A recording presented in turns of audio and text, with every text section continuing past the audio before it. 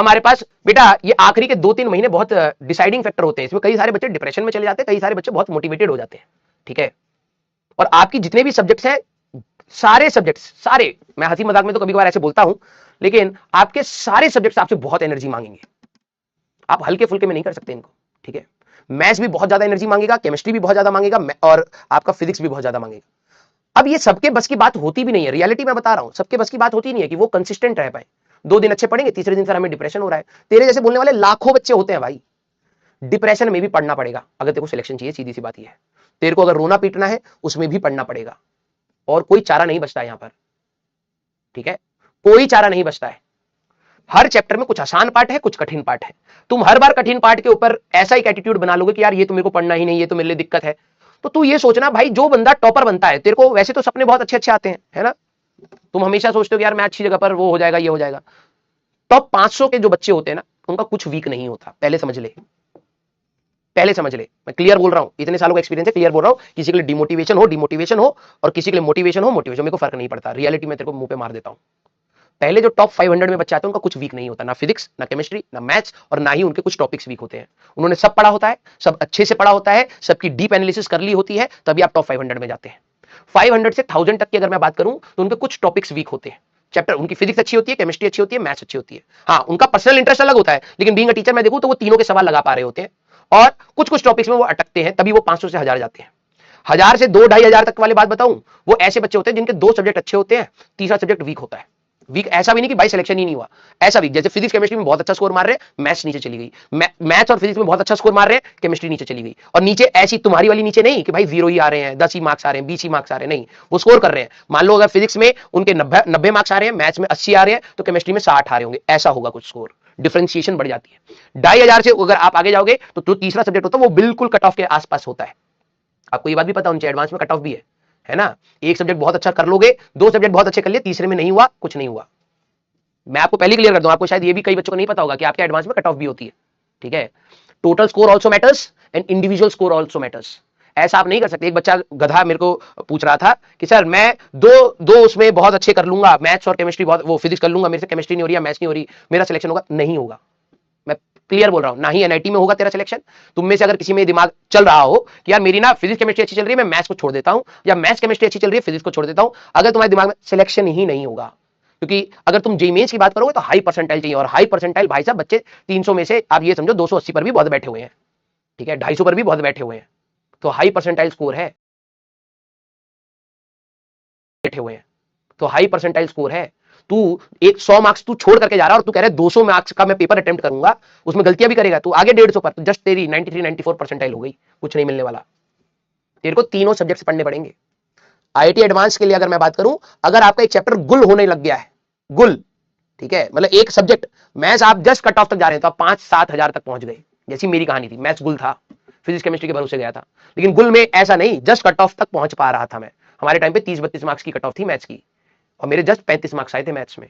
अगर वो 30 होते और फिजिक्स और केमिस्ट्री में मेरे और बढ़ गए होते 10-10, 15-15 मार्क्स, कुछ नहीं होता फायदा। समझ रहा है?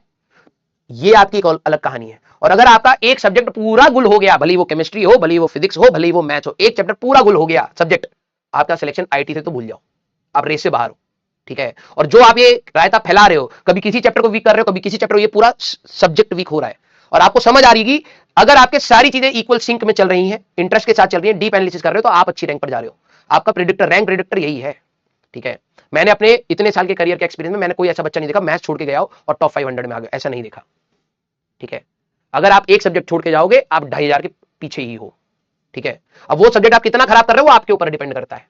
अब आप ये सोचो कि सर मेरा तो वीक हो रहा है, सर मेरी तो केमिस्ट्री वीक हो रही है, मैं नहीं रट पाता, मेरी फिजिक्स वीक हो रही है, मैं नहीं सोच पाता, मेरी मैथ्स वीक है क्योंकि मैं इतना ज्यादा मैथ्स जानता नहीं। तो बेटा आईटी तो हट गया, तू रेस से हट चुका है। अब बात आई तेरी एनआईटी की। एनआईटी में भी अच्छा स्कोर करना पड़ेगा, high score. JEE advance low scoring है, जेई मेंस हाई स्कोरिंग है। अच्छा स्कोर मारेगा तब जाके तेरा सिलेक्शन होगा। अब तू सोच रहा हो कि अच्छी एनआईटी में अच्छी ब्रांच, भाई 200 प्लस चाहिए, 220 230 प्लस चाहिए। तू अगर एक सब्जेक्ट वीक करके जा रहा है और 2 सब्जेक्ट जो तू करके जा रहा है 100% एफिशिएंसी तो करके नहीं आएगा कि सर 25 के 25 सवाल कर दिया सारे सही हो गए, ऐसा तो होगा नहीं, है ना, कुछ तो गलत होगा। और तू एक सब्जेक्ट वीक करके जा रहा है, तो तेरे को लग रहा है कि तू 230 240 तक पहुंचेगा, नहीं पहुंच पाएगा भाई। ये गणित तेरे दिमाग में चलनी चाहिए रेदर देन रोने पीटने से, कि तेरे को चाहे जितनी भी दिक्कत हो, तीनों सब्जेक्ट में मैक्सिमम पहुंचना है। क्योंकि जब फिजिक्स टफ होगी तो वो टफ होगी, जब केमिस्ट्री टफ होगी तो वो टफ होगी, उसमें हर कोई रो देगा, समझ रहा है? तो मैथ्स का भी इजी मीडियम, केमिस्ट्री का भी इजी मीडियम, फिजिक्स का भी इजी मीडियम 200 तक पहुंचा देता है। सभी में 20 मार्क कठिन आते हैं, तो कम से कम तू इजी मीडियम हर सब्जेक्ट का कर रहा है, हर चैप्टर का कर रहा है, तो कम से कम तू 200 तक पहुंच सकता है, 220 तक पहुंच सकता है, वहां पर भी एनआईटी पकड़ में आ जाएगी। इतना दिमाग लगाना पड़ता है भाई। अब यही बात मैंने एनालिसिस बोल दी ना, आधे बच्चे डिमोटिवेट हो जाएंगे, यार मेरा तो अभी तक एक सब्जेक्ट पूरा ही जा चुका है तो मेरा सिलेक्शन नहीं होगा। सोच ले भाई, अभी भी तेरे पास 1.5 साल है, तू अगर इंप्रूव नहीं करना चाहता, उस सोच के साथ चलना चाहता है तो तेरे ऊपर है। हम तो यही बोलते हैं कि भाई आखिरी तक मेहनत करो, यू नेवर नो कब तुम्हारे दिन हो, है ना? गड्ढा मत बनने दीजिएगा, नहीं तो उसी में गिर जाओगे। मैंने अपनी करियर की तैयारी में एक गलती करी थी, मैथ्स जब मेरे से नहीं हो रही है तो मैंने उसको और नहीं किया, जानते हुए कि भाई रोज मेरे को मैथ्स के लिए टेंशन हो रही है, रोज सवाल नहीं बन रहे हैं, या रोज मेरा फिजिक्स का इंटरेस्ट है। कई बच्चे फिजिक्स को देखते होंगे, यार मेरे से नहीं हो रहे, अब वो क्या करते हैं, मैं ना केमिस्ट्री और मैथ्स सुधार लेता हूं अपनी। कुछ नहीं होता उससे, कुछ नहीं होता, मैं सीरियसली बता रहा हूं, ठीक है? तीनों सब्जेक्ट चाहिए ही चाहिए, कोई एक्सक्यूज नहीं चलेगा यहां पर, समझ रहा है? जेई मेंस में क्योंकि पहला दरवाजा तेरा बोर्ड्स है, बोर्ड्स की तैयारी मैं तेरे को जब करवाऊंगा तो मैं बताता चलूंगा, और आखिरी में आकर के एक दिन में चीजें चेंज नहीं होंगी, बोर्ड का भी एक अलग स्ट्रेस आएगा, तो बोर्ड्स के लिए भी मैं स्टार्टिंग से बताऊंगा। कई सारे बच्चे बीच में जुड़ते हैं, नवंबर में आके बोलेंगे सर मेरे को ना प्री बोर्ड्स में मैं फेल हो गया हूं, अब मेरे घर वाले मेरे को डांट रहे हैं, मेरे को डिप्रेशन हो रहा है, जी मेंस मेरा होगा भी या नहीं होगा, मैं ड्रॉप ले लूंगा, ऐसी सोच आएगी। अगर अभी से नहीं सुधारोगे ना अपनी सोच, तो भाई साहब गड्ढे में गिरोगे, और आप अपने लिए गड्ढा बना रहे हो। आपकी मैथ्स वीक हो रही है, आपकी केमिस्ट्री वीक हो रही है, आपकी फिजिक्स वीक हो रही है, और आप प्रैक्टिस नहीं कर रहे हो, आप दिन भर रो रहे हो, तो आप गड्ढा बना रहे हो और उसी में ही गिरोगे, फॉर श्योर उसी में ही गिरोगे, ठीक है? जानते हुए भी वो गलती मत करिए, ठीक है?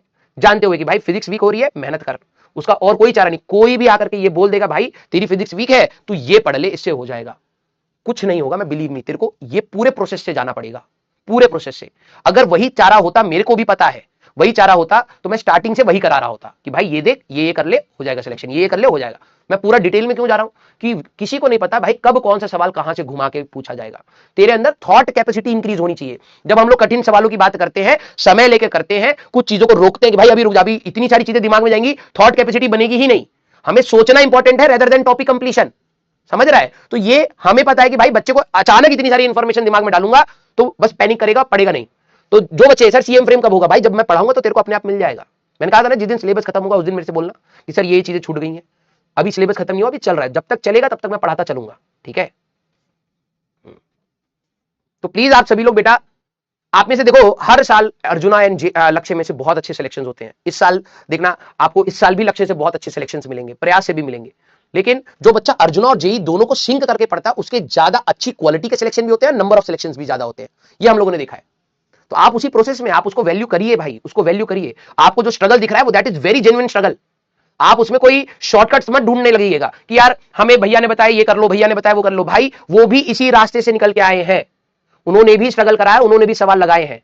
और मैं बता रहा हूं कि हो सकता है उनके लिए कुछ चीजें काम करी होंगी, वो बता सकते हैं कि भाई ये कर ले वो कर ले, प्लस माइनस होगा, फॉर श्योर होगा, वो गलत नहीं है, ठीक है? लेकिन मेजॉरिटी के लिए एप्लीकेबल नहीं है। हो सकता है मैंने जो तैयारी करी थी, मैं तुम्हें बता रहा हूं कि मैंने एक तरीके से तैयारी करी, ये भाई बहुत सही थी। हो सकता है आधे बच्चे सिंकी ना हो, वैसे दिन रात लगने के लिए तैयारी ना हो, है ना? तो मेरी तैयारी करने का जो तरीका था वो मेरे लिए सेट हो गया। वो मैंने ढूंढा कि यार मेरे लिए ना ऐसे ऐसे पढ़ने से सही होता है, तो वो मैंने ढूंढा और मेरे लिए काम कर गया। अब मैं तेरे को बोल दूं कि भाई उसी तरीके से तू पढ़ ले, तेरा नहीं हो पाएगा भाई। कई सारे बच्चों जिनका नहीं हो पाएगा। तो ये आपको इसी प्रोसेस में ही समझ आएगा कि आपके लिए क्या बेहतर है क्या नहीं है।